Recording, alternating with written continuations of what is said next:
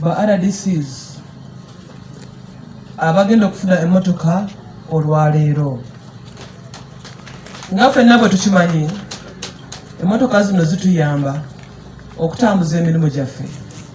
Omulimu gwa RDC guli mu constitution, mulimu gwa kulaba nti bagenda mu field mu districts zaabwe ze balimu okulaba nti emirimu gya gavumenti gitambula bulungi, era bwe giba tekitambula bulungi ba RDCs balina okureportinga nga gavumenti sobole okunoga eddagala era n'okwebuuza lwaki projects oba programs za gavumenti tezitambula bulungi.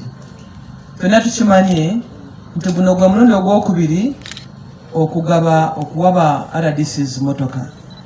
Mu Novemba omwaka oguwedde twawa ba RDCs 65 emmotoka empya. Ne mbasuubiza nti tujja kukomawo tusobole okugaba motoka endala, kubanga bajeti yali tekkiriza kufuna motoka z'aba RDCs bonna mulundi gumu. Twakikola nga tukikola mu phased manner. Olwaleero ndi musanyufu nti ku fleet eri motoka 65 zetwagaba twongeddeko motoka 55 ezigenda okugabibwa RDCs.